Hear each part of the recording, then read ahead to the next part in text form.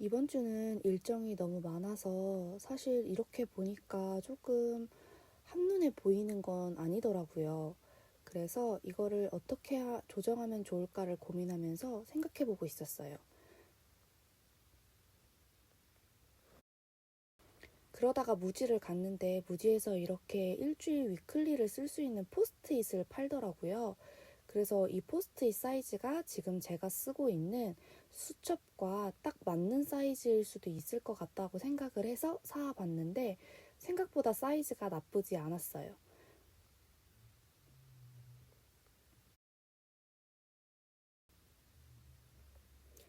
근데 보시다시피 마지막에는 요 한 칸이 조금 남는 것 같아서 고민을 해보다가 어차피 일요일에는 제가 대학원 공부를 하지 않는 날이기 때문에 이날 여기를 잘라서 쓰면 되겠다라는 생각을 하고 그 다음에 바로 일요일 부분을 잘라서 포스트잇을 붙여서 일정을 보여주자라는 생각을 하게 됐습니다.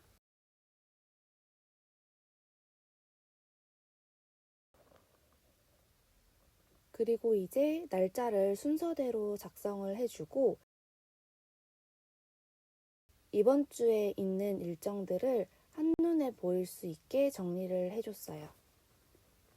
먼저 지금 이번 주에 있는 게 발제도 하나 있고 또 과제도 하나 있어서 디데이를 형광펜으로 먼저 표시를 해줬습니다. 좀 한눈에 들어오는 색깔의 펜을 사용을 해서 어떤 일들이 있어야 하는지를 적어줬어요. 예를 들면 지금 저는 저기 발제 일정을 하나 적어주고요. 그리고 과제 일정을 하나 적어줬습니다. 이게 디데이를 표현할 때 색깔을 다른 걸 쓰니까 더 한눈에 잘 보이더라고요. 그런데 원래 저는 검은색, 파란색, 빨간색 딱 이 세 가지 색만 썼었는데 요즘에 그 세 가지 색보다 요렇게 다른 색을 쓰니까 제가 한눈에 알아보기가 더 편했어요. 저한테 눈에 익숙하지 않은 색상이라서 그런 것 같습니다. 그래서 이번에도 이렇게 작성을 해줬어요.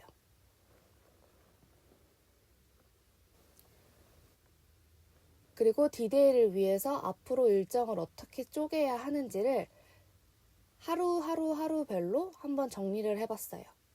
우선 중요한 수업 일정을 먼저 적어주고 그리고 남은 시간에 발제를 어떻게 준비해야 하는지 또 아니면은 발제를 언제까지 준비를 해야 하는지 같은 내용을 보일 수 있게 한 장으로 정리하는 방식입니다.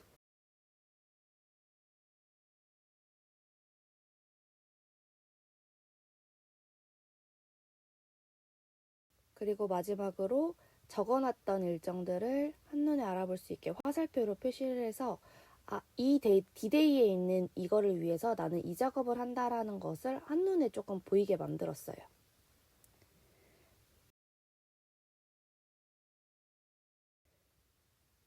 그리고 작성한 포스트잇을 잘 붙여만 주면은 원래 있었던 것처럼 한 권에 딱 들어오는 사이즈로 볼 수가 있습니다. 이렇게 포스트잇을 하나 붙여서 위클리의 일정을 한눈에 보일 수 있게 하는 거 굉장히 별일이 아닌 것 같아 보이는데 제가 제 일주일의 일정을 파악하는데 이것만큼 한눈에 다 들어오게 좋은 방식은 없더라고요. 다음부터는 이 위클리의 일정을 정리하기 위해서 하루하루 데일리 일정을 작성을 합니다. 제가 아까 금요일에 발제가 있었다라고 하면 적어도 이 발제를 위해서 오늘은 어떤 것들을 해야 한다를 데일리로 작성을 하는 것입니다.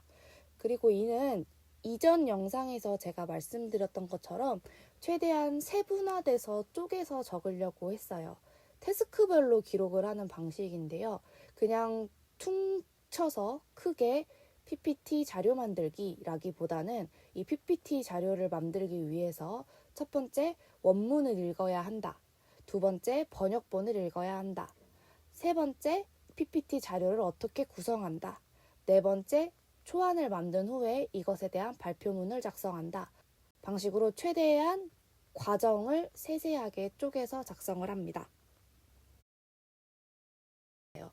특히 지금 저는 대학원을 다니고 있기 때문에 학원에서의 발제 일정, 과제 일정, 그리고 또 시험 일정이나 아니면 페이퍼 제출 일정 같은 경우에는 하루 만에 아웃풋이 나오는 일들이 아니기 때문에 이거를 어떻게 하면은 조금 더 생산적으로 쓸 수 있지? 오늘은 이만큼 하고 내일은 이만큼 하고 이걸 어떻게 하면 한눈에 볼 수 있을까를 고민하다가 생각한 방법이었는데, 이렇게 하니까 훨씬 시간을 효율적으로 쓸 수 있고 또 이 디데이를 위해서 이런 것들을 준비해야 되는구나가 한눈에 보이게 되니까 조금 더 정리하고 제가 시간을 분배하거나 아니면 이 외에 운동을 하거나 여가 시간을 보내는 제 개인 취미 활동을 할 때 조금 더 시간을 안배하기가 훨씬 편해진 것 같아요.